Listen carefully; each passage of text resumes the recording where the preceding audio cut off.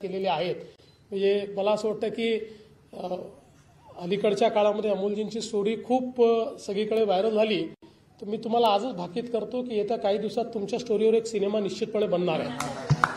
Because परसिव्हिअरन्स आणि परसिस्टन्स या दोन गोष्टी जर डिफाईन करायच्या असतील तर अमोल मुजुमदारांचं नाव आपल्याला डिफाईन करावं लागेल। आणि म्हणून मला असं वाटतं की आणि अर्थातच जसं सगळ्यांनी सांगितलं की सोबतचे सगळे वेगवेगळे कोचेस आहेत, मेसोस आहेत, सगळ्या वेगवेगळ्या डिपार्टमेंट जे लोक सांभाळत आहेत, मला असं वाटतं की आज प्रोफेशनल क्रिकेटमध्ये हा सगळा सपोर्ट असल्याशिवाय खेळाडू परफॉर्म करू शकत नाही। कारण शेवटी इतकी जास्त कॉम्पिटिशन आहे आणि फिजिकली मेंटली सगळ्या पद्धतीनं you have to be very very fit. आणि त्या दृष्टीने मला असं वाटतं की या सगळ्या विजयामध्ये जसा टीमचा, प्रशिक्षकांचा आणि सगळ्या स्टाफचा असा हा एक टीम इव्हेंट आहे की सगळे मिळून हा विजय त्या ठिकाणी घडवून आणतात। आणि म्हणून आपले सगळ्यांचं मी अतिशय मनापासून अभिनंदन करतो।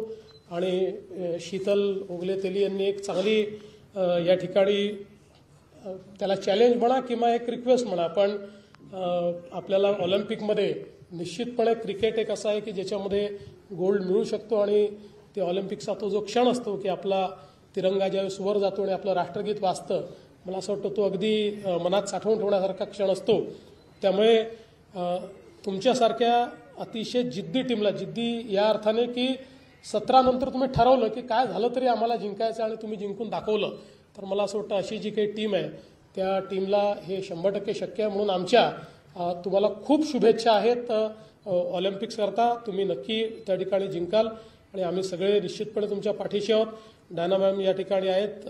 खरोखर मला या गोष्टीचा आनंद आहे। काल मी बघत होतो जेव्हा जिमीने राष्ट्रपतींसमोर सांगितलं की आमची ज्या जुन्या सगळ्या ज्या खेळाडू आहेत की ज्यावेळेस काहीच नव्हतं आणि काही मिळतही नव्हतं आणि काही रिकग्निशनही नव्हतं, त्यावेळेस त्यांनी क्रिकेट हे जिवंत नुसतं ठेवलं नाही, पॉप्युलराईज केलं।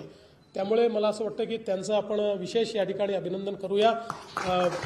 त्या असतील, मिताली राज असतील, एक आपली सगळी जी काही आपल्या आयकॉनिक जुन्या कॅप्टन्स आहेत या सगळ्यांचं देखील या निमित्ताने आपण अगदी मनापासून अभिनंदन करूया। आणि आज खरोखर हा सोहळा घेत असताना तुम्ही आलात त्याबद्दल आम्ही तुमचे आभार मानतो, आम्ही तुमचं अभिनंदन करतो। कारण महाराष्ट्राकरता देखील हा इतका अभिनंदनाचा क्षण आहे, महाराष्ट्राकरता इतका आनंदाचा क्षण आहे आणि तो क्षण तुम्ही आम्हाला दिला असल्यामुळे तुमचं अतिशय मनापासून अभिनंदन। तुम्हाला खूप खूप शुभेच्छा आणि तुमच्यापासून खूप मुली इन्स्पायर होतील आणि क्रिकेटला एक नवीन अशा प्रकारचं एक फ्रेश ब्लड तुम्ही अजून क्रिकेटमध्ये आणाल ही अपेक्षा व्यक्त करतो। तुमची अजून खूप कारकीर्द बाकी आहे, त्याच्यामुळे त्या पुढच्या कारकिर्दीकरताही तुम्हाला मनपूर्वक या ठिकाणी शुभेच्छा देतो।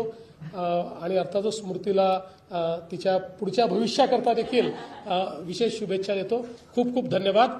जय हिंद, जय महाराष्ट्र।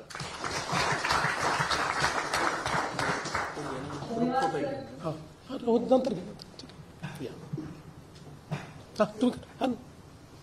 तर या तीन मुलींनी स्मृती, जिमी आणि राधा यांनी आपल्याला सर्वांना एक अभिमानाचा क्षण उपभोगायला तर दिला, पण देशातल्या सगळ्या मुलींना मोठे स्वप्न बघायची एक शक्ती दिली, त्यांच्या स्वप्नांच्या पंखांना बळ पण दिलं असं मला वाटतं। आणि तुम्ही दिलेली जी शक्ती आहे तर त्याचा फक्त क्रिकेट नाही तर इतर सगळ्या क्षेत्रांमध्ये आपल्याला त्याचे प्रतिबिंब उमटलेलं दिसत। मी त्यांचं सर्वांचं मनापासून आभार मानते। श्री अमोल मुजुमदार यांचंही आमच्या विनंतीला मान देऊन आपण सर्वजण तुमची टीम इथे आलात। मी राज्य शासनाच्या वतीनं आपल्या सर्वांचे मनापासून आभार मानते। माननीय मुख्यमंत्री महोदय आणि उपमुख्यमंत्री महोदय विशेष शुभेच्छा देतो। खूप खूप धन्यवाद। जय हिंद, जय महाराष्ट्र।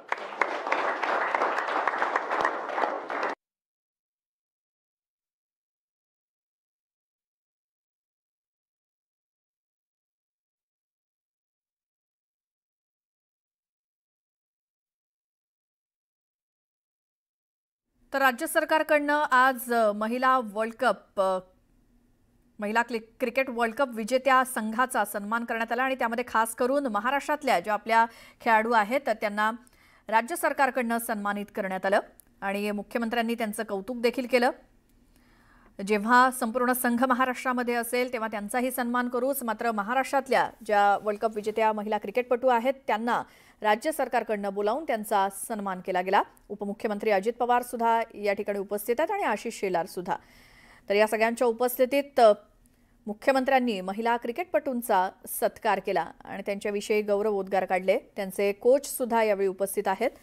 महाराष्ट्रातल्या ज्या महिला क्रिकेटपटू आहेत वर्ल्ड कप विजेत्या त्यांना खास करून बोलवण्यात आले आणि त्यांना रोख रक्कम आणि इतर सन्मान त्यांचा करण्यात आला. आणि त्याचसोबत मुख्यमंत्र्यांनी याआधी सुद्धा सांगितल्याप्रमाणे जेव्हा संपूर्ण संघ कधी महाराष्ट्रात असेल तेव्हा त्यांचाही आम्ही सन्मान करू, मात्र त्याआधी महाराष्ट्रातल्या क्रिकेटपटूंचा महाराष्ट्र राज्य सरकारच्या वतीनं सन्मान करण्यात आला. यावेळी मुख्यमंत्री बोलत होते, आपण नुकतंच ऐकलं.